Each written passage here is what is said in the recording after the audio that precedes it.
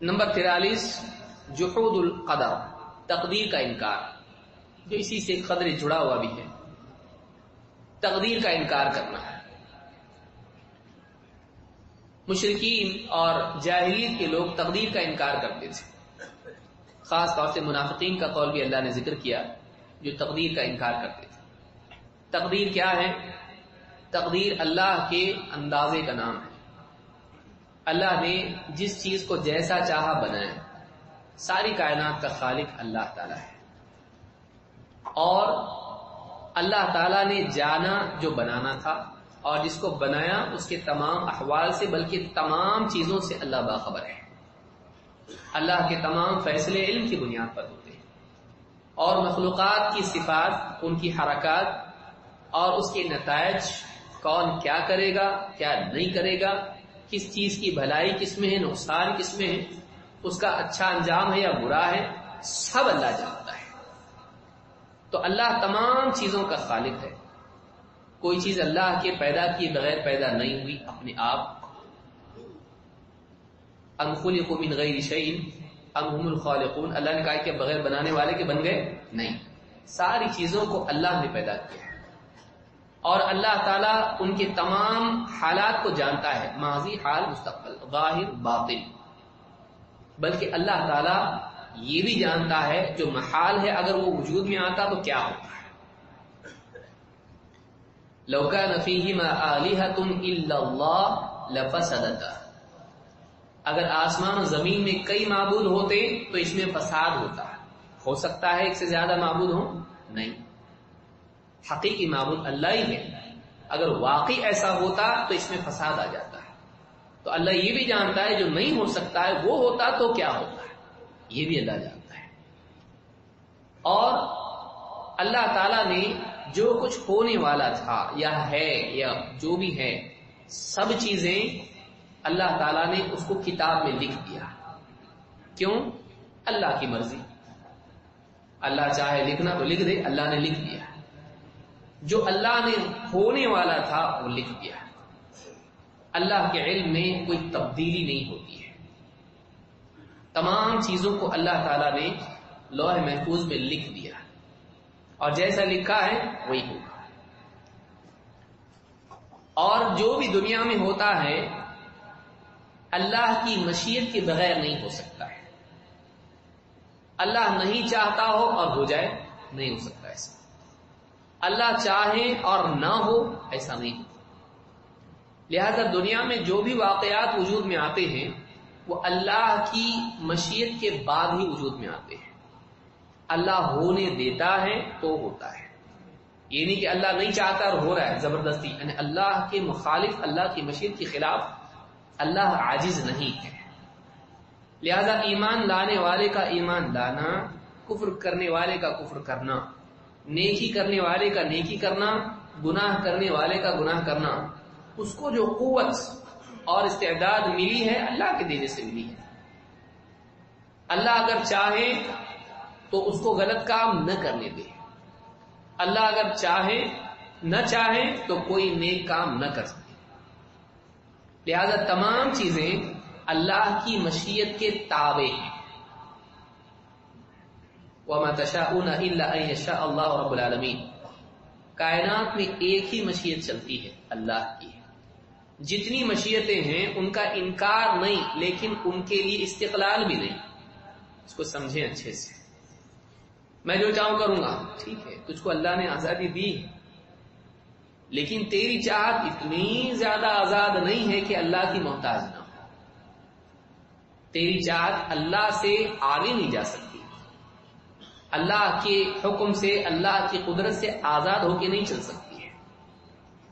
کوئی آدمی دنیا میں مثلا کہے میں جا رہا ہوں، کہاں؟ میں آسمان سے باہر جا رہا ہوں، آسمان کے نیچے نہیں رہوں گا، ایسی کوئی جگہ ملے گی آپ کو؟ کتنا بھی دوڑے، تھک کے وہ بیٹھے گا، دیکھے گا اوپر کیا رہے گا؟ آسمان۔ تو اس سے بھاگ نہیں سکتا ہے، وہ آسمان سے نہیں بھاگ سکتا ہے جو اتنا چھوٹا ہے، اللہ سے بھاگ سکتا ہے، اللہ تعالیٰ کی مشیت سے وہ بھاگ نہیں سکتا ہے۔ وہ کتنا بھی اپنی مشیت کا استعمال کر لیں، اللہ تعالیٰ کی مشیت کا مطلب ہوتا ہے چاہنا، جو اللہ چاہے ہوتا ہے۔ جیسے نبی صلی اللہ علیہ وسلم سے کیا کہا؟ انک لا تہدی من احببت ولکن اللہ یہدی من یشاء. اے نبی آپ جسے پسند کریں اسے ہدایت دے دیں، ایسا نہیں ہے. آپ کی چاہت پر موقوف نہیں ہے، آپ کے فیصلے پر موقوف نہیں ہدایت کا معاملہ. وَلَٰكِنَّ اللَّهَ يَهْدِي مَن يَشَاءُ، لیکن اللہ ہے جسے چاہے ہدایت دے گا. تو ہدایت اللہ کی مشیت کے تابع ہے. اب اللہ تعالیٰ جس کو دیکھتا ہے ہدایت کا اہل دیتا ہے، کبھی اللہ تعالیٰ اہل کو محروم نہیں کرتا ہے کیونکہ وہ عدل والا ہے. تو یہ یاد رکھنا کہ کائنات میں جو بھی ہو رہا ہے، جس سے کوئی کہے دیکھو اللہ چاہتا ہے ایسا ہو لیکن نہیں ہو رہا، تو نعوذ باللہ یہ اللہ کی عاجزی ہے. اللہ عاجز نہیں ہے، اللہ جو چاہے کر سکتا ہے. تو یہ جو بگاڑ ہے، بعض اوقات انسان دیکھتا ہے کہ بگاڑ کیوں ہے، اللہ نہیں چاہتا کہ غلط ہو تو ہو رہا کیوں؟ دنیا میں اللہ نہیں چاہتا ہے کہ گناہ ہو، اللہ نہیں چاہتا ہے کہ کفر ہو، کیوں ہو رہا ہے یہاں پہ؟ اب ایک آدمی ہی یہ نتیجہ نکال لے اس سے کہ دیکھو اللہ تعالیٰ کے چاہت پر بھی غالب آ گئے غلط لوگ، تو یہ غلط ہے. اللہ تعالیٰ کی چاہت کے اوپر غالب نہیں آئے، اللہ تعالیٰ نے ان کو کرنے دیا تب یہ کرنے ہیں. جب تک کہ اللہ غلط کو ہونے نہ دے وہ ہو نہیں سکتا ہے. لیکن اللہ اس کو پسند نہیں کرتا ہے، پھر ہونے کیوں دیتا ہے؟ اللہ نے ہر ایک کو آزادی دی ہے، جو کرنا ہے کر، جیسا کرے گا ویسا انجام ہوگا. لہذا یہ جو آزادی اللہ نے دی ہے انسان کو وہ بھی محدود ہے، الٹیمیٹ نہیں ہے. ورنہ موسیٰ علیہ السلام کراس نہیں کر پاتے. اللہ نے کیا کیا؟ راستہ بنایا، موسیٰ علیہ السلام کو پار ہونے دیا، مشیت اللہ کی. لیکن فرعون دیکھا چلو راستہ اپنے لیے بن رہا ہے، پکڑو جا کے، پیچھے پیچھے گیا، لیکن فرعون کو اللہ نے غرق کر دیا. تو فرعون کی مشیت ہے، پکڑے، چاہتا ہے، پورے دل و جان سے پوری فوج لے کے آیا ہے، یہ موقع جانا نہیں چاہیے.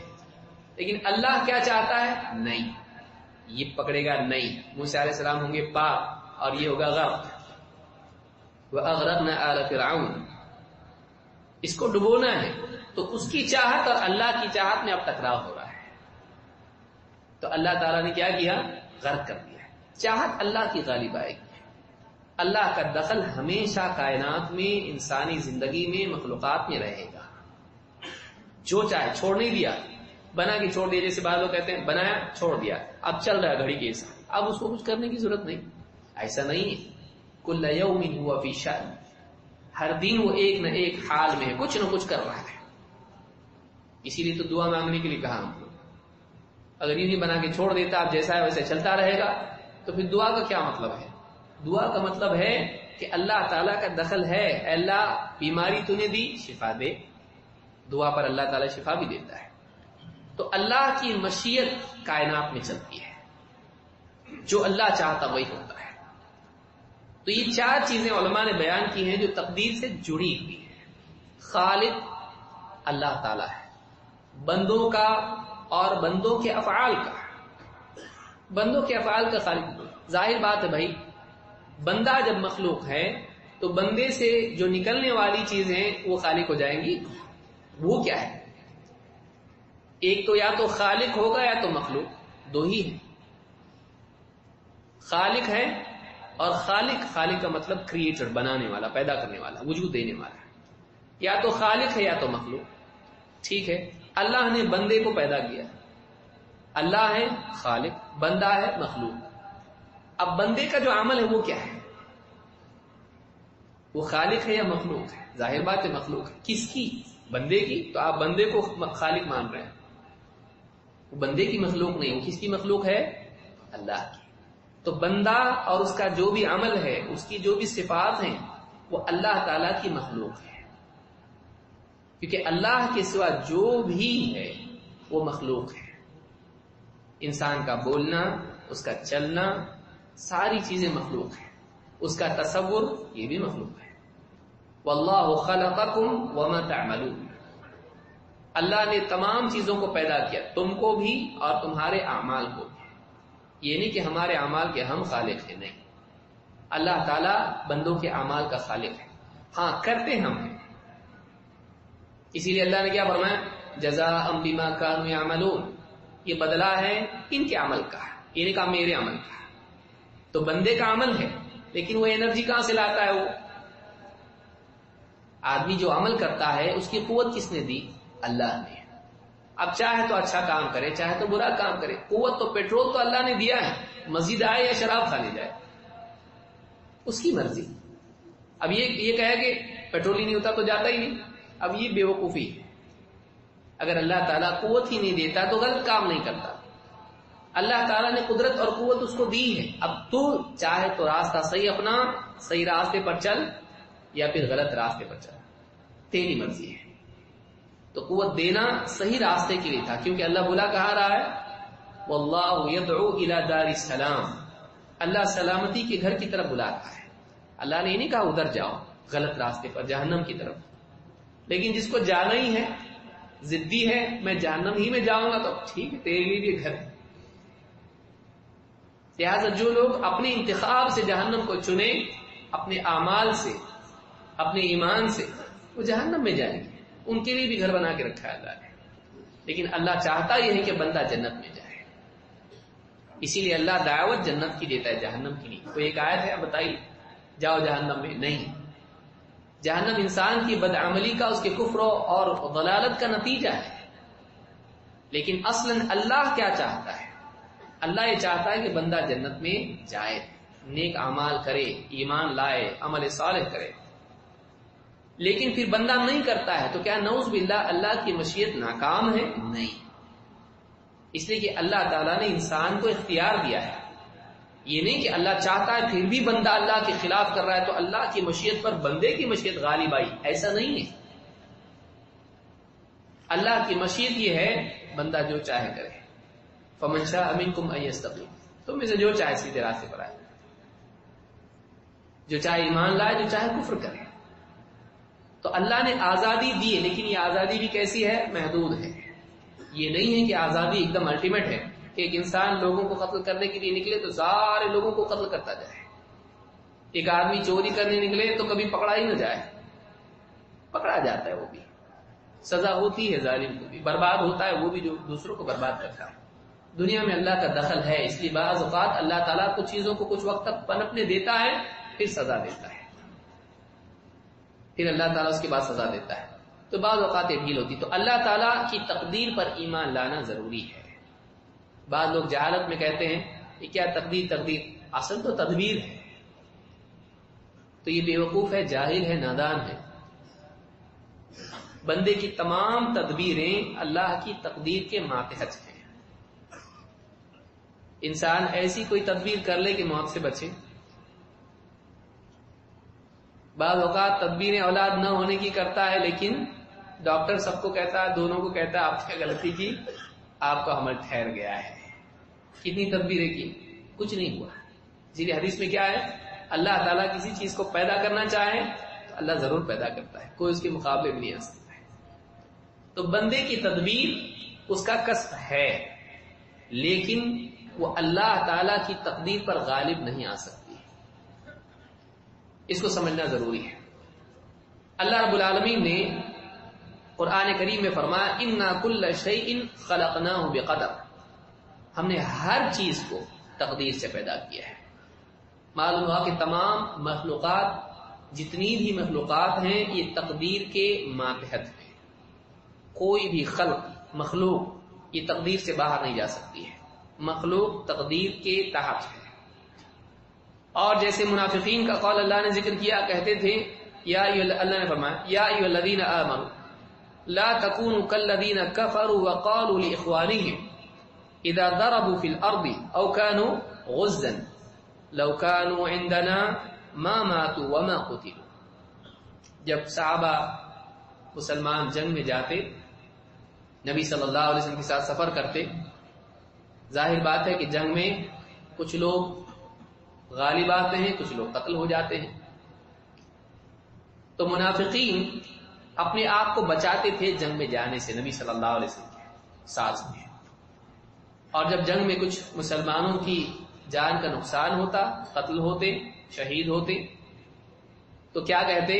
اللہ نے فرمایا قالوا لاخوانهم، اپنے بھائیوں سے کیا کہتے ہیں؟ اذا ضربوا في الارض او كانوا غزا، زمین میں جب سفر کریں یا غزوہ کے لیے جائیں اور اس میں قتل ہوں تو کہتے لو كانوا عندنا ما ماتوا وما قتلوا، اگر وہ ہمارے ساتھ یہیں ٹھہرے رہتے مدینے میں تو نہ مرتے نہ قتل ہوتے، یعنی اگر مدینہ میں رہتے تو قتل نہیں ہوتے، خامخواہ جنگ میں گئے اور قتل ہو گئے، اور اگر یہاں رکتے تو نہیں ہوتے قتل۔ گویا کہ ان کے اختیار میں ہے اپنی زندگی، ان کے اختیار میں نہیں ہے۔ موت اللہ کی طرف سے انسان کو آنی ہے، چاہے انسان گھر میں رہے، چاہے بازار میں رہے، قلعے میں رہے۔ ڈاکٹر نہیں مرتے؟ مرتے ہیں۔ بعض اوقات ڈاکٹر کہتا ہے ان کے 5 سال بچے ہیں، 2 سال بعد، 5 سال بعد، 6 سال بعد ڈھونڈتے ہوئے واپس جاتے ہیں ڈاکٹر کے پاس تو معلوم پڑا ڈاکٹر ہی مر گیا۔ انسان، اسباب انسان کو نہیں بچا سکتے، موت اللہ کی طرف سے مقدر ہے۔ اور بعض اوقات آپ دیکھیں گے بڑے بڑے ملبے سے چھوٹے بچے نکلتے ہیں، دودھ پیتے ہیں۔ بلڈنگ بڑی گری، زلزلہ آیا، اچھے سے اچھے لوگ صرف پڑھے لکھے گئے، اور چھوٹا بچہ ہے ملبے میں سے نیچے، پتھروں کے نیچے سے وہ نکلتا ہے زندہ۔ اللہ بچانا چاہے بچا سکتا ہے، اللہ کی مرضی۔ اور اللہ موت دینا چاہے سب مل کے بچائیں تب بھی آدمی نہیں بچ سکتا ہے۔ کبھی ایکسیڈنٹ ہوتا ہے، پیچھے والا مرتا ہے، آگے والا زندہ رہتا ہے۔ بائک پہ جا رہا ہے، تیز بائک پہ گیا، سامنے والا جو کہ ٹکراؤ اس کا ہوا وہ زندہ ہے، اور پیچھے والا مر گیا۔ جس کی موت ہے وہ آنا ہے۔ تو انسان کی جتنی بھی احتیاطی تدابیر ہیں بلا شبہ سراہنے کے لائق ہے، لیکن وہ ان تدابیر کے ذریعے تقدیر پر غالب نہیں آ سکتا ہے۔ انسان کی عقل مندی اور اس کی ساری ٹیکنالوجی اللہ کے فیصلوں کے لیے ڈیفنس میکینزم کریٹ نہیں کر سکتی ہے۔ اللہ سے کوئی بچ نہیں سکتا ہے۔ اللہ چاہے تو کروڑوں کے بھیڑ میں فرشتہ بھیج کے ایک کی روح قبض کر لے، باقی سب یعنی بالکل احتیاط سے رہے، محفوظ رہے۔ تو تقدیر کا انکار یہ بھی جاہلیت کی چیزوں میں سے ایک چیز تھی۔ آج بعض لوگ کہتے ہیں، مثلا اگر کوئی آدمی کہے، عالم صاحب کہیں جمعہ کے خطبے میں کہ دیکھو بھائی جتنی بھی کوشش انسان کر لے، جتنا رزق اللہ نے دینا ہے اتنا ہی ملے گا۔ اب بعض لوگ جو نمازیں قربان کر کے بھی دکانیں کھولتے ہیں ان کو برا لگتا ہی ہے، ڈائریکٹ لگتا ہے کہ ہمارے اوپر تیر آیا ہی ہے۔ خطبے کے بعد امام صاحب کو پکڑیں گے، امام صاحب آپ تو لوگوں کو بے عمل بنا دیں گے۔ میں تو قرآن کی آیتیں پڑھا ہوں، بھائی اللہ تعالیٰ بے عمل بنانا چاہ رہا ہے؟ نہیں، کہیں گے دکان پہ نہیں جائیں گے تو پھر کیسے کھائیں گے؟ ماں کے پیٹ میں بھی دکان تھی، ماں کے پیٹ میں دکان تھی۔ یاد رکھیں، اللہ رب العالمین اگر کسی کو رزق دینا چاہے وہ نہ کہے تو بھی اللہ دیتا ہے۔ اس کا یہ مطلب نہیں کہ آپ تجارت نہ کریں، تجارت نہ کریں یہ مطلب نہیں، لیکن اللہ تعالیٰ دینا چاہے، مریض بے ہوش ہو گیا ہے، کوما میں چلا گیا ہے، ڈاکٹر برابر پائپ سے اس کو دیتا رہتا ہے۔ نہ چاہے یا نہ اس کو معلوم ہو، وہ محتاج اللہ کا ہے، اللہ دینا چاہے دے سکتا ہے۔ ماں کے پیٹ میں بچہ ہے، اللہ رزق کا انتظام کرتا ہے، نہ منہ سے کھاتا ہے نہ پانی پیتا ہے، لیکن اللہ تعالیٰ اس کی غذا کا انتظام برابر کرتا ہے۔ اس کو خود کو معلوم نہیں مجھ کو کیا چاہیے، مجھ کو بھوک لگی، روتا ہے، اندر سے نوک کرتا ہے، اماں بھوک لگی، کچھ کرتا ہے نہیں۔ ماں کو بھی نہیں معلوم، ماں بھی اس کو کچھ دے نہیں سکتی۔ اللہ نے ایسا انتظام کیا اس کے زندہ رہنے کے لیے، 9 مہینے تک یوں بیٹھا رہتا ہے کوٹری میں، ایک دم سمٹا ہوا، سکڑا ہوا، آتے ہی رونا شروع کر دیتا ہے۔ ماں اپنے سینے سے لگاتی ہے اور اس کے لیے رزق کا انتظام فوراً اس کے لیے ہو جاتا ہے۔ کیسے ہوا؟ اللہ تعالیٰ کرتا ہے۔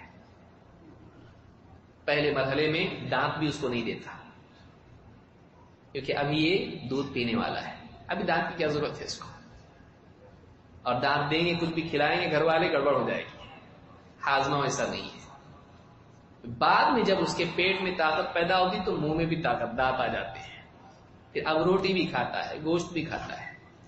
بڑھاپا آ جاتا ہے، اب پیٹ کمزور ہو گیا، پھر دانت گرا دیتا تھا، کچھ بھی کھائے گا گڑبڑ ہو جائے گی۔ شوق ہے لیکن صلاحیت نہیں ہے، اللہ تعالیٰ پورے دانت گرا دیتا ہے. نہیں، اب ایسی چیزیں نہیں کھانا جو دانتوں سے پار نہیں، وہ پیٹ میں کیسے چلے گی؟ تو آدمی پھر نرم نرم غذا کھانے لگتا ہے، روٹی میں، ہاں روٹی شوربے میں ڈال کے بھگو کے رکھتا ہے، نرم کر کے بہویں کرتی ہیں اور دادا جان کھاتے ہیں اس کو. اللہ جو چاہتا ہے کرتا ہے. تو بندہ کتنی بھی ترکیب اپنی عقل مندی چلائے، اللہ تعالیٰ کے فیصلوں سے خروج اس کے لیے ممکن نہیں ہے. یہ مان لینا عقل مندی اور شرافت دونوں ہے. اگر اس کو نہیں مانتا ہے آدمی، زندگی بھر ایمان سے بھی محروم رہے گا اور نقصان بھی اٹھائے گا. لہذا منافقین کہتے تھے ہمارے ساتھ اگر رہتے، یہ نہیں جاتے جنگ میں، تو یہ لوگ زندہ رہتے، مرتے نہیں. حالانکہ کیا ان کو موت نہیں آتی؟ بستروں پہ موت نہیں آتی؟ جس کو موت آتی پھر اس کو کیسے آتی؟ اللہ کے موت دینے سے آتی ہے. لہذا تقدیر کا انکار کرنا کفر ہے، تقدیر کا علی الاطلاق انکار کر دینا کفر ہے. یہ بھی جاہلیت کی چیزوں میں سے تھا. اسی لیے آپ دیکھیں گے عبداللہ بن عمر رضی اللہ عنہ کے پاس دو لوگ گئے اور کہا کہ ہمارے ہاں کچھ لوگ ہیں جو قرآن پڑھتے ہیں اور علم کے معاملات میں بہت گہرائی کے ساتھ محنت کرتے ہیں. یتفقرون العلم، اور بعد میں یتفقرون العلم کا ہے، علم کی گہرائی میں جانے کی کوشش کرتے ہیں. تو کہا کہ اگر وہ لوگ ان سے ملو تو کہو کہ عبداللہ ابن عمر ان سے بری ہیں، اور اگر وہ لوگ احد پہاڑ کے برابر بھی سونا خرچ کریں تو اللہ تعالیٰ ان سے قبول نہیں کرے گا یہاں تک کہ وہ تقدیر پر ایمان لائیں. اگر نہیں لاتے ایمان، اللہ ان کا اتنا بڑا صدقہ بھی قبول نہیں کرے گا. اور پھر حدیث جبریل بالتفصیل بیان کی، صحیح مسلم کی روایت ہے. حدیث جبریل کہاں سے آئی؟ اس سوال کے جواب میں آئی، تقدیر کا انکار. تو آج بہت سارے دنیا کے لوگ جو دنیا میں ترقی کیے ہوئے ہیں، بعض اوقات کاز اینڈ ایفیکٹ اس میں اتنے کھو جاتے ہیں، اللہ کو بھول جاتے ہیں. اور اگر مولوی صاحب کہیں گے اللہ رزق دینے والا ہے، فکر نہ کریں، پریشان نہ ہو، اللہ دے گا، نمازوں کا اہتمام کریں، اللہ رزق دینے والا ہے، رزق کے لیے نمازوں کو ضائع نہ کریں، دکان مکان کے چکر میں نہ پڑیں، تھوڑا سا ڈٹ کے بولتا ہے جب عالم، تو ایسے لوگ جو بالکل قاعدوں میں بندھے ہوئے ہوتے ہیں، اللہ کے قاعدوں سے آزاد ہو کر، وہ لوگ کیا کہتے ہیں؟ ایسی دے دے گا اللہ، دکان نہیں، تجارت نہیں، بزنس نہیں، کچھ بھی نہیں، اور اللہ ایسی دے دے گا. کیوں؟ اللہ محتاج ہے اس کا. اسباب کو، اللہ کو اسباب کا محتاج سمجھنا کفر ہے. ہاں، اسباب کا سرے سے ترک کر دینا جہل اور ناشکری ہے، لیکن اسباب ہی کو سب کچھ سمجھ لینا اور اللہ کو اسباب کا محتاج سمجھ لینا کفر ہے. اللہ اس کے بغیر نہیں کر سکتا، یعنی اللہ محتاج ہوا. اللہ کی ذات میں عین بھی، اللہ تعالیٰ کسی کا محتاج نہیں ہے، اللہ جو چاہے کر سکتا ہے. یہ عقیدہ رکھنا چاہیے. تو تقدیر کا انکار کرنا یہ کفر ہے، تقدیر کا انکار صحیح نہیں ہے. اور ماضی میں آپ دیکھیے بعض فرقے ایسے پیدا ہوئے جنہوں نے سرے سے قدر کا انکار کیا. اس کے بارے میں کئی فرقے وجود میں آئے. قدریہ جنہوں نے سرے سے تقدیر کا انکار کیا، جبریہ جنہوں نے کہا کہ انسان کی کوئی مشیت کی نہیں ہے، جیسے بالکل کٹ پتلی ہوتی ہے ویسے انسان ہے، اور اللہ تعالیٰ جو چاہتا ہے وہی ہوتا ہے، تو بندے کی کوئی مشیت بھی نہیں، اس کا کوئی اختیار ہی نہیں ہے. یہ دونوں چیزیں جو ہیں یہ انحراف ہیں، دونوں غلو ہیں. یہ بھی غلط ہے کہ سرے سے کوئی تقدیر نہیں اور انسان جو چاہے کرے، کائنات میں اللہ کا دخل ہی نہیں. اور یہ بھی غلط ہے کہ انسان ایک دم مجبور ہے کہ اس کی اپنی کوئی چاہت ہی نہیں. اللہ نے کیا فرمایا؟ لہا ما کسبت وعلیہا ما اکتسبت. انسان کو وہی ملے گا جو اس نے خود کمایا، اور انسان پر اسی چیز کا وبال ہوگا جو اس کی اپنی کمائی ہے. تو اللہ تعالیٰ نے انسان کے اعمال میں جزا اور سزا کو انسان کے اپنے کسب کا نتیجہ قرار دیا ہے. زبردستی سزا دینا یہ ہو جائے گا کہ اللہ ہم نے کچھ کیا ہی نہیں، تو نہیں کروایا اور تو ہی سزا دے رہا ہے. اللہ نے کیوں کہا؟ یہ ان کے اعمال کا بدلہ ہے. کسی پر اللہ ظلم نہیں کرتا ہے. وَمَا أَنَا بِظَلَّامٍ لِلْعَبِيدِ، میں اپنے بندوں پر ظالم نہیں ہوں. اللہ تعالیٰ انسان کے اعمال ہی کی سزا دیتا ہے. تو وہ انسان خود ذمہ دار ہے اپنے اعمال کا، لیکن وہ خالق نہیں ہے. انرجی پیٹرول کہاں سے لایا؟ وہ صلاحیتیں کہاں سے لایا؟ اللہ کی دی ہوئی ہے. اللہ کی دی ہوئی صلاحیتوں پر عمل کر کے ہی تو وہ کچھ نہ کچھ کر رہا ہے. تو اس اعتبار سے اللہ ہی نے اس کو بنایا ہے، لیکن وہ خود انتخاب کر کے صحیح غلط چن رہا ہے، اس کا وہ ذمہ دار ہے. اس میں بھی اللہ کی توفیق شامل حال ہوتی ہے. لہذا اس بات کو مان لینا کہ بندہ اختیار رکھتا ہے محدود، لیکن ساری چیزوں کا خالق اور بندے کی صلاحیتوں کا خالق اللہ ہے. سب کچھ اللہ جانتا ہے، اس کو اللہ نے لکھ دیا ہے، اور اللہ کی مشیت کے خلاف کچھ نہیں ہو سکتا ہے. اللہ کی مشیت کی مخالفت کوئی چیز نہیں کر سکتی. اس چیز کو مان لینا، اگرچہ یہ چیزیں تھوڑا گہرائی کے ساتھ جانے میں اور زیادہ سمجھ میں آتی ہیں، لیکن اختصاراً میں اس کو بیان کر رہا ہوں، اس کو سمجھیں. تقدیر کا انکار نہ کریں اور معلوم کریں کہ واقعی تقدیر کا عقیدہ اسلام میں کیا ہے. اسی طرح سے تقدیر اور شریعت میں تناقض کا دعویٰ، یہ بھی جاہلیت کی چیزوں میں سے ہے. یعنی شریعت کے مقابلے میں تقدیر کو پیش کرنا. معارضۃ شرع اللہ بقدرہ، اللہ کی شریعت کے مقابلے میں تقدیر کو پیش کرنا، یا اللہ کی شریعت اور اس کی تقدیر کو ایک دوسرے کے مخالف بنا کر پیش کرنا. اللہ کے نبی صلی اللہ علیہ وسلم کی حدیث ہم پڑھ کے اس کو سمجھنے کی کوشش کرتے ہیں. علی بن ابی طالب رضی اللہ عنہ کہتے ہیں کنا فی جنازۃ فی بقیع الغرقد، بقیع میں ہم ایک جنازے میں تھے، بقیع الغرقد میں. فاتانا رسول اللہ صلی اللہ علیہ وسلم فقعد وقعدنا حوله، آپ صلی اللہ علیہ وسلم تشریف لائے، آپ بیٹھ گئے تو ہم بھی آپ کے اطراف بیٹھ گئے. ومعه مغصرۃ فنکس فجعل ينکت بمغصرته، آپ صلی اللہ علیہ وسلم کے ہاتھ میں کچھ اس طرح سے لکڑی کا ٹکڑا تھا، آپ زمین میں کچھ کریدنے لگے. ثم قال ما منكم من احد ما من نفس منفوسة الا وقد كتب الله مكانها من الجنة والنار، تم میں سے جو بھی جاندار ہے، جو بھی زندہ ہے، جو بھی شخص ہے، الا وقد كتب الله مكانها في الجنة والنار، اللہ تعالیٰ نے جنت اور جہنم میں اس کا ٹھکانہ لکھ دیا ہے. وَإِلَّا وَقَدْ كُتِبَتْ شَقِيَّةً أَوْ سَعِيدَةً، اللہ تعالیٰ نے اس کا شقی اور سعید ہونا لکھ دیا ہے، جنتی ہے جہنمی ہے. اللہ کو نہیں معلوم ہو، اللہ کو تو معلوم ہے، وہی لکھ دیا ہے. قال فقال رجل، ایک آدمی نے کہا یا رسول اللہ افلا نمکث علی کتابنا وندع العمل، کہا اللہ کے رسول جب اللہ نے لکھ دیا ہے جنتی جہنمی تو کیا اسی لکھے ہوئے پر ہم ٹکے رہیں، اعتماد کر لیں اور عمل کرنا چھوڑ دیں؟ جب جنت جہنم ہے لکھا ہوا تو پھر کیا کریں؟ عمل چھوڑ دیں اور اسی لکھے ہوئے پر اعتماد کر لیں؟ آپ صلی اللہ علیہ وسلم نے فرمایا من کان من اہل السعادۃ فیصیر الی عمل اہل السعادہ، جو سعادت والا ہوگا، جنت والا ہوگا، وہ جنت والے اعمال کی طرف جائے گا. ومن كان من اهل الشقاوة فسيصير الى عمل اهل الشقاوة، اور جو شقاوت والا ہوگا، ناکام و نامراد ہونے والا ہوگا، جہنمی، تو وہ جہنمی اعمال کی طرف چلا جائے گا. فقال اعملوا فكل ميسر، آپ نے فرمایا عمل کرو، عمل کرتے رہو، اس لیے کہ ہر آدمی کے ساتھ میں تیسیر کا معاملہ ہوتا ہے، ہر ایک کے ساتھ میں آسانی کی جاتی ہے. اما اہل السعادۃ فییسرون لعمل اہل السعادہ، جو جنتی ہیں، سعادت والے ہیں، ان کے لیے سعادت کا معاملہ، عمل آسان کیا جاتا ہے. واما اہل الشقاوۃ فییسرون لعمل اہل الشقاوہ، جو جہنمی ناکام ہیں، ان کے لیے جہنم والا عمل آسان کیا جاتا ہے.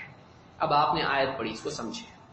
کہا فَأَمَّا مَنْ أَعْطَى وَاتَّقَى، وہ شخص جس نے دینے کی چیز دی اور پرہیزگاری اختیار کی، وَصَدَّقَ بِالْحُسْنَى، اور بھلی بات کی تصدیق کی، کلمہ توحید کا اقرار کیا، فَسَنُيَسِّرُهُ لِلْيُسْرَى، تو اس کے لیے ہم آسان راستہ، جنت والا راستہ آسان کر دیں گے. وَأَمَّا مَنْ بَخِلَ وَاسْتَغْنَى، وَكَذَّبَ بِالْحُسْنَى، لیکن وہ شخص جس نے بخل کیا، کنجوسی کی اور لاپرواہی برتی، استغنا کی، مجھے ضرورت نہیں دین کی، مجھے ضرورت نہیں اللہ کی، مجھے نہیں ضرورت آخرت کی، رسول کی، واستغنا وکذب بالحسنى، اور اچھے کلمے کا انکار کر دیا، سچی بات کو جھٹلا دیا، کلمہ توحید کو جھٹلا دیا، فسنيسره للعسرى، اس کے لیے ہم تنگ راستے کو آسان کر دیں گے۔ کوئی آدمی اس سے نہ سمجھے کہ بھائی صاحب ہی تو ہو رہا ہے، تو بھائی ہم کیا کر رہے ہیں۔ آپ دیکھیے، غور کیجیے آیتیں کیا ہیں۔ تیسیر کا معاملہ انسان کی اپنی کوشش کے نتیجے میں ہوتا ہے۔ تیسیر کا معاملہ یہاں کیا کہا کہ جس نے تقوی اختیار کیا اور دینے کی چیز دی اور سچائی کا اعتراف کیا، اس کے لیے ہم جنت کا راستہ آسان کریں گے۔ تو اپنے بس کی کر لیں، اللہ تعالیٰ اگلے مراحل تیرے لیے آسان کرے گا۔ جو پہلے مرحلے میں انکار کر دیں، قبول نہ کریں، اپنی طاقت، اپنا جو دائرہ محدود ہے، اس محدود دائرے میں اللہ تعالیٰ کے حق کو قبول نہ کریں، انکار کر دیں، اور اپنے دائرے میں باطل کی طرف قدم اٹھائیں، تو پھر اللہ کی طرف سے سزا یہ ہوتی ہے کہ ٹھیک ہے، تو باطل راستے پر جانا ہوتا ہے، ہم تیرے لیے باطل آسان کر دیں گے۔ یہ مطلب نہیں کہ وہ سیدھے راستے پر جانا چاہ رہا ہے اور فرشتے ڈھکیل کے اس کو غلط لین میں ڈال دیں، ایسا نہیں ہوتا ہے۔ جو انسان سیدھے راستے پر اپنی صلاحیت، اپنی استعداد جتنی اس کو دی گئی ہے، اس کو خیر کی طرف ڈالتا ہے، خیر اللہ اس کے لیے آسان کر دیتا ہے۔ اصل میں اس کے اندر خیر تھی، لہذا اللہ تعالیٰ نے خیر کو اس کے لیے آسان کر دیا۔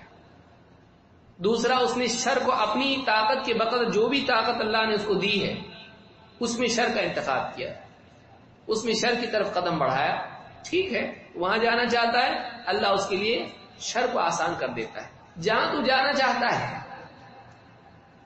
صحیح طرف، غلط طرف، اچھی طرف، بری طرف، جنت جہنم، جو آدمی قدم جس طرف اٹھاتا ہے اللہ اس کے لیے آسان کر دیتا ہے۔ اس لیے آپ نے فرمایا عمل کرو، اس لیے کہ ہر ایک کے لیے آسانی کی جاتی ہے۔ جو یہاں جانے والا ہے اس کے لیے وہ آسان، جو وہاں جانے والا ہے اس کے لیے وہ آسان۔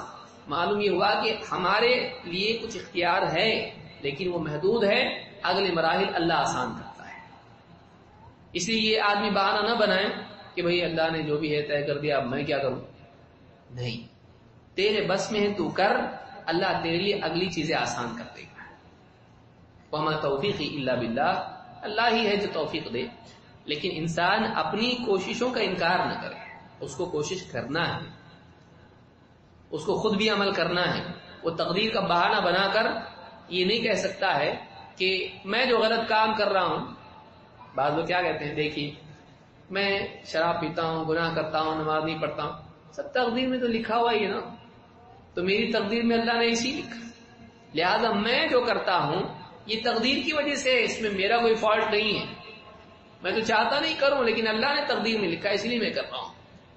تو اپنی بدعملی کو شریعت کے مقابلے میں پیش کرنا کہ اللہ کی شریعت، پھر اللہ نے کیوں دی شریعت، انسان کو کیوں، نبیوں کو کیوں بھیجا اللہ نے؟ جب اللہ کو جنت جہنم میں ایسے ہی ڈالنا تھا، اللہ بغیر دنیا میں عمل کے، بغیر رسولوں کے، بغیر کتابوں کے، اللہ تعالیٰ بغیر انسان کو سوجھ بوجھ کے اللہ تعالیٰ یوں ہی جہنم میں ڈال دیتا، جنت میں ڈال دیتا، اللہ کو کیا ضرورت تھی؟ اللہ نے رسولوں کو بھیجا،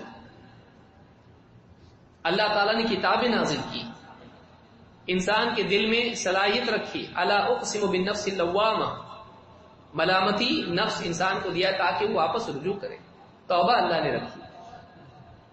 تو یہ ساری جو چیزیں ہیں کہ اللہ رب العالمین نے کی، اس سے معلوم ہوتا ہے کہ اللہ تعالیٰ نے انسان کو محدود اختیار دیا ہے، اور اپنے گناہوں کے لیے تقدیر کو بہانہ بنانا جاہلیت کے افکار میں سے۔ اقول هذا استغفر الله لي ولكم۔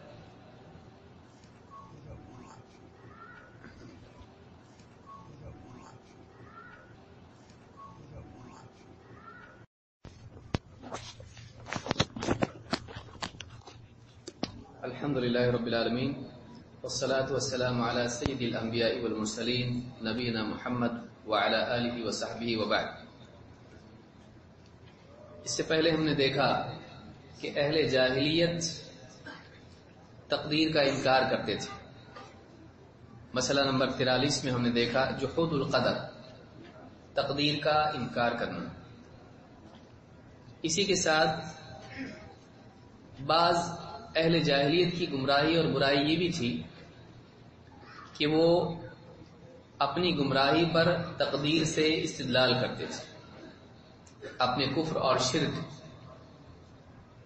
کو صحیح ثابت کرنے کے لیے وہ تقدیر کو بہانہ اور بنیاد بناتے تھے. اسی لیے مسئلہ نمبر 44 میں شیخ نے لکھا ہے الاحتجاج علی اللہ بہ. ایک طرف تو بعض لوگ تقدیر کا انکار کرتے تھے اور بعض ایسے بھی تھے جو اپنے کفر و شرک اور گمراہی کے لیے تقدیر کو بنیاد بناتے تھے. اللہ کے مقابلے میں اپنی گمراہی کو ثابت کرنے کے لیے، بجا ثابت کرنے کے لیے تقدیر کو دلیل بنانا. مثلا اللہ تعالیٰ نے ان کا قول قرآن کریم میں ذکر کیا ہے وقال الذين اشركوا لو شاء الله ما عبدنا من دونه من شيء. شرک کرنے والے کہتے ہیں کہ اگر اللہ چاہتا تو اللہ کے سوا ہم دوسروں کی عبادت نہیں کرتے. اگر اللہ کی مشیت ہوتی تو ہم اللہ کے سوا اوروں کو نہیں پوچھتے. نحن ولا آباؤنا، نہ ہم نہ ہمارے باپ دادا.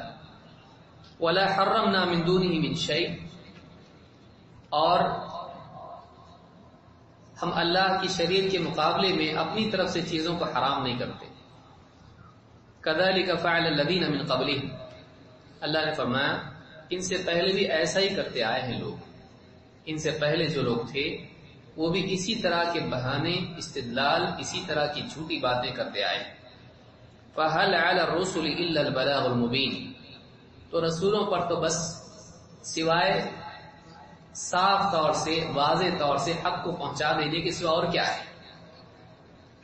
یہ سورہ النحل کی آیتیں، آیت نمبر 35 ہے. اس کے علاوہ اللہ نے فرمایا وَإِن تَكْفُرُوا فَإِنَّ اللَّهَ غَنِيٌّ عَنْكُمْ، ان کا رد کرتے ہوئے کہا. اس طرح کے لوگوں کے لیے جواب ہے کہ کسی انسان کا کفر اور شرک پر ہونا اس بات کی دلیل نہیں ہے کہ اللہ تعالیٰ اس سے راضی. اللہ تعالیٰ کوئی کام کسی کو کرنے کے لیے چھوڑ دے، ڈھیل دے، اس ڈھیل کا یہ مطلب نہیں ہے کہ اللہ تعالیٰ اس سے راضی بھی. گناہ کرنے والا گناہ کے راستے پر چلتا ہے. کوئی آدمی شرک کرتا ہے، کوئی گناہ کرتا ہے، زناکاری، بدکاری، جوا، چوری، اللہ تعالیٰ کے ہونے دینے سے یہ ممکن ہوتا ہے. اللہ اس کو ہونے دیتا ہے. لیکن کسی چیز کا، اللہ رب العالمین کا اس چیز کو ہونے دینا اس بات کی دلیل نہیں ہے کہ اللہ تعالیٰ اس کو پسند کرتا ہے لہذا روکتا نہیں. ایک آدمی مثال کے طور پر چوری کر رہا ہے، بہت سے لوگ چوری کر بھی لیتے ہیں، کچھ پکڑے جاتے ہیں. اب کوئی آدمی اپنی چوری میں کامیاب ہو جائے، وہ یہ نہیں کہہ سکتا ہے دیکھو اگر میں غلط ہوتا تو اللہ نہیں ہونے دیتا. اللہ تعالیٰ کی رضا کا اس سے کوئی تعلق نہیں ہے. لہذا جو ہوتا ہے وہ اس کی علامت نہیں ہے کہ اللہ تعالیٰ اس کو صحیح سمجھتا ہے تبھی ہونے دیتا ہے. دنیا میں اللہ صحیح کو بھی ہونے دیتا ہے، غلط کو بھی، کبھی غلط کو روکتا بھی ہے. لیکن اللہ پر ضروری نہیں کہ ہر غلط کو روکے. اللہ تعالیٰ اپنی حکمت سے جب تک چاہتا ہے ظالم کو پکڑتا ہے اور کبھی ڈھیل بھی دیتا ہے. اس کا ڈھیل دینا اس بات کی دلیل نہیں ہے کہ ظالم اپنے ظلم میں صحیح ہے. لہذا مشرکین کے سلسلے میں اللہ نے فرمایا اور ایک عمومی قاعدہ بیان کیا، کہا کہ ان تکفروا فإن اللہ غنی عنکم، اگر تم اللہ سے کفر کرو تو اللہ کو تمہاری کوئی ضرورت ہی نہیں. یعنی تم کفر کر کے یہ سمجھو کہ ہم نے اللہ کا کچھ بگاڑا، تو ایسا نہیں ہے. کفر کر کے ایسا سمجھو کہ ہم اللہ کو نہیں مانتے تو اللہ کا اس سے کچھ نقصان ہوگا. فإن اللہ غنی عنکم، اگر تم کفر کرو تو جان لو کہ اللہ تم سے غنی ہے، اللہ کو تمہاری ضرورت نہیں. ولا يرضى لعباده الكفر، لیکن اللہ تعالیٰ اپنے بندوں سے کفر پر راضی نہیں ہوتا ہے. یعنی آپ دیکھیں گے کہ اللہ تعالیٰ نے ایک طرف پہلے ٹکڑے میں کہا اگر تم کفر کرو، اللہ کو تمہاری ضرورت نہیں، تمہاری جو مرضی، کفر کرنا تو کفر کرو، تم یہ مت سمجھو کہ تمہارے کفر سے اللہ کا نقصان ہوگا. ٹھیک ہے کفر کرنا ہے کفر کرو، لیکن کفر کے وقوع میں اللہ کی رضا نہیں ہے. اسی لیے اگلے جملے میں اللہ نے کہا لیکن اللہ تعالیٰ کفر سے راضی نہیں ہوتا ہے. اللہ تعالیٰ اپنے بندوں سے اس بات پر راضی نہیں ہوگا کہ وہ کفر کریں، اور ان کی مرضی اگر وہ کفر کو چنتے ہیں تو پھر اس کے نتائج کے لیے بھی ان کو تیار ہونا پڑے گا. اور کبھی وہ یہ نہ سوچیں کہ وہ دین پر چل کے اللہ کا کچھ فائدہ کر رہے ہیں. اللہ کو بندوں کی ضرورت نہیں ہے، بندوں کو اللہ کی ضرورت ہے. دین ہمارا محتاج نہیں ہے، ہم دین کے محتاج ہیں. اللہ کی شریعت پر چل کے ہم شریعت کا فائدہ نہیں کر رہے ہیں، دین کا فائدہ نہیں کر رہے ہیں، اپنا فائدہ کر رہے ہیں. وہ ایسے ہی جیسے کوئی بیمار دوا کھا کر میں نے دوا کا فائدہ کیا، ڈاکٹر کا فائدہ کیا، وہ اپنا فائدہ کر رہا ہے. وہ اپنی بیماری کے لیے دوائی کھا رہا ہے، وہ دوائی پر احسان کر رہا ہے یا ڈاکٹر پر احسان کہہ رہا ہے. تو ایک انسان دنیا میں بھی اس بات کو سمجھتا ہے لیکن دین کے معاملے میں جاہل ہو جاتا ہے. وہ یہ سمجھتا ہے کہ دین پر عمل کرنے سے اللہ کا کچھ فائدہ ہے. اسی لیے بعض لوگ پوچھتے ہیں کہ اللہ کیوں عبادت کا حکم دیتا ہے. غیر مسلم اکثر اوقات پوچھتے ہیں اللہ کو ہماری عبادت کی کیا ضرورت ہے، کیوں اس نے کہا ہم اللہ کی تعریف کریں. جیسے بعض لوگ تو مسلمان بھی بعض اوقات شک میں آتے ہیں کہ بھائی شیخ تعریف کرنا تو اپنی تعریف طلب کرنا بری چیز ہے، پھر اللہ تعالیٰ کیوں حکم دیتا ہے کہ اللہ کی تعریف ہم کریں. اللہ تعالیٰ ہماری تعریف کا محتاج نہیں ہے، لیکن ہم اللہ تعالیٰ کی تعریف کے محتاج ہیں، کیونکہ اخلاقی بگاڑ ہے کہ احسان کے بعد ناشکری کی جائے. تو یہ ہمارے کیریکٹر کی خرابی ہو جائے گی. اللہ نہیں چاہتا کہ ہم بگڑیں، لہذا اللہ تعالیٰ نے ہمارے کردار کے اعتبار سے ہم کو بتایا کہ کون سے موقع پر کیا کرنا چاہیے. اسی لیے اللہ تعالیٰ نے جہاں اپنی احسان مندی کا ذکر کیا، دوسرے بندے اگر احسان کرتے ہیں تو ظاہری سطح پر ان کا بھی شکر کرنے کے لیے کہا.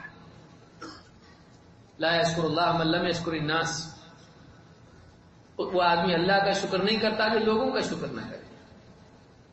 تو شکر گزاری بندے کے اپنے لیے ہے، دوسروں کے لیے نہیں. وہ اللہ کا کچھ فائدہ نہیں کرتا اگر اللہ کا شکر کرے. تو یہاں پر اللہ رب العالمین کے بارے میں بعض اوقات لوگ شک کرتے ہیں اور کہتے ہیں کہ اللہ تعالیٰ کو کیا، اللہ نے کیوں عبادت کے لیے کہا. اللہ تعالیٰ نے عبادت کے لیے کہا اس لیے کہ ہماری نجات اسی میں ہے. اللہ کو ہماری عبادت کی ضرورت نہیں. اللہ کے پاس فرشتے پہلے سے موجود تھے اور فرشتوں نے کہا بھی تھا، لیکن اللہ تعالیٰ نے ہم کو بنایا اور اپنی عبادت کا موقع دیا. یہ ہماری اچھائی ہے، ہمارے لیے اللہ کی نعمت ہے. اگر اللہ ہم کو پیدا کرتا اور حکم دیتا عبادت مت کرو تو یہ دنیا میں سزا ہو جاتی ہے. اس لیے کہ اللہ کی عبادت کے بغیر انسان کو سکون نہیں مل سکتا ہے. لہذا انسان کبھی نہ سوچے کہ وہ گناہ کر کے اللہ کا نقصان کرے گا، نیکی کر کے اللہ کا فائدہ کرے گا. ایسا نہیں، وہ اپنا فائدہ کرتا ہے. من عمل صالحا فلنفسه ومن اساء فعليها. جو نیک کام کرتا ہے اپنے فائدے کے لیے کرتا ہے، جو برا کام کرتا ہے اس کا وبال اسی پر ہوگا. اللہ کا کوئی فائدہ نہیں اس میں. لہذا اللہ رب العالمین کے مقابلے میں تقدیر کو دلیل بنانا، اپنے غلط عمل کو دلیل بنانا اور کہنا دیکھو ہم یہ کر پا رہے ہیں کا مطلب یہ ہے کہ یہ غلط نہیں ہے، یہ جہالت ہے. اللہ تعالیٰ بعض غلط چیزیں دنیا میں ہونے دیتا ہے لیکن اللہ تعالیٰ کی رضا اس میں نہیں ہے، اللہ تعالیٰ اس کو پسند نہیں کرتا ہے. اسی کے تعلق سے اگلا نقطہ تھا نمبر 45، اللہ کی شریعت کے مقابلے میں تقدیر کو پیش کرنا. شرعی احکام ایک طرف ہیں اور تقدیر ایک طرف ہے. انسان مکلف اس بات کا ہے کہ وہ شریعت کے پابند بنے. یہ نہیں کہ مثلا کسی کو کفر کے گھرانے میں اللہ نے پیدا کیا ہے تو اللہ یہ چاہتا ہے کہ وہ کفر کرے، ایسا نہیں ہے. کوئی انسان ہے اگر گناہ کر رہا ہے اس تک علم نہیں پہنچا، اس کا یہ مطلب نہیں کہ اللہ یہ چاہتا ہے کہ یہ اسی گناہ میں اور انہی برائیوں میں رہے. اللہ تعالیٰ نے اپنے نبیوں کو اسی لیے بھیجا کہ سارے لوگوں کو گمراہی سے نکالے. اب جو مانے گا اس کا فائدہ ہے، جو نہیں مانے گا اس کا نقصان ہے. لہذا شریعت کے مقابلے میں تقدیر بہانہ نہیں بن سکتی ہے، نہ کفر کے معاملے میں نہ معصیت کے معاملے میں. دونوں چیزیں ہیں، مشرکین دونوں میں استدلال کرتے تھے اور آج بھی لوگ کرتے ہیں. تو جو شرک ہے، اللہ تعالیٰ نے بندے کو فطرت پر پیدا کیا، ماں باپ نے اس کو، ماحول نے اس کو بگاڑا ہے. اللہ نے پسند نہیں کیا ہے کہ وہ شرک کرے. اسی طرح سے گناہ اگر کوئی آدمی کرتا ہے، غلط حرکتیں کرتا ہے کہ اگر اللہ تعالیٰ یہ ہونے دے رہا ہے کا مطلب یہ صحیح ہے، تو اللہ کی رضا کی اس میں دلیل نہیں ہے. نہ اس کو اللہ کے مقابلے میں بطور حجت پیش کیا جا سکتا ہے کہ جب یہ غلط ہے تو اللہ نے کیوں ہم کو شرک کرنے دیا. یہ نہیں کہہ سکتے، کیونکہ انسان جو بھی کرتا ہے اس کا اپنا عمل ہوتا ہے، اس کے اپنے ارادے کے تابع ہوتا ہے. حدیث میں کیا بیان کیا گیا ہے؟ انما الاعمال بالنیات. اعمال کا مدار نیتوں پر ہوتا ہے. جیسی تیری نیت ہے ویسے تو نے عمل کیا. آدمی ارادہ پہلے کرتا ہے، عمل بعد میں کرتا ہے. لہذا آدمی کا عمل اس کے اپنے ارادے کے تابع ہوتا ہے. لہذا ذمہ دار وہ ہے، وہ اللہ کو ذمہ دار قرار نہیں دے سکتا ہے محض اس لیے کہ اللہ تعالیٰ اس کو روکتا نہیں ہے. اللہ نے اس کو سوچ بوجھ اسی لیے دی کہ وہ خود رکے، وہ خود برائیوں سے رکے. وَأَمَّا مَنْ خَافَ مَقَامَ رَبِّهِ وَنَهَى النَّفْسَ عَنِ الْهَوَىٰ فَإِنَّ الْجَنَّةَ هِيَ الْمَأْوَىٰ. سارا کام اس کے ذمہ دیا ہے. وَأَمَّا مَنْ خَافَ مَقَامَ رَبِّهِ، جو اپنے رب کے سامنے کھڑا ہونے سے ڈرتا رہا قیامت کے دن، پیشگی، حساب. وَنَهَى النَّفْسَ عَنِ الْهَوَىٰ، اور اپنے نفس کو بری خواہشات سے روکتا رہا. فَإِنَّ الْجَنَّةَ هِيَ الْمَأْوَىٰ، تو اس کا ٹھکانہ جنت ہے. تو اس کو اپنے دل کی سطح پر اللہ کا ڈر اور اللہ کے آگے جوابدہی کا احساس پیدا کرنا پڑے گا، اور اس کو کوشش کرنی پڑے گی، مجاہدہ کرنا پڑے گا نفس کی خواہشات کے خلاف. اس کا کام ہے. یہ نہیں کہہ سکتا کہ اللہ تعالیٰ نے ایسا کیوں بنایا، ایسا بنایا جیسا بھی بنایا. تو کیا کر سکتا ہے؟ تو اپنے آپ کو گناہوں سے روک سکتا ہے اگر چاہے تو. کیوں آدمی نہیں روک سکتا ہے؟ روک سکتا ہے. بہت سارے وہ لوگ جو خود سے رک نہیں پاتے ہیں، پولیس دیکھ کے رک جاتے ہیں. تو جب پولیس دیکھ کے رک سکتا ہے تو اللہ کے ڈر سے کیوں نہیں رک سکتا ہے؟ نہیں رک سکتا، ایسا تو نہیں ہے. اور رکنا کیا ہے؟ رکنا نہ کرنے کا نام ہے، کچھ ایکٹیویٹی تو ہے نہیں. وہ رکنا کا مطلب ہے کہ نہیں کرنا. نہیں کرنے کے لیے کوئی کوشش کرنی پڑتی ہے. مت کر، گناہ مت کر. لہذا انسان گناہوں کو چھوڑے، تقدیر کو اس کے لیے دلیل نہ بنائے، بہانہ نہ بنائے.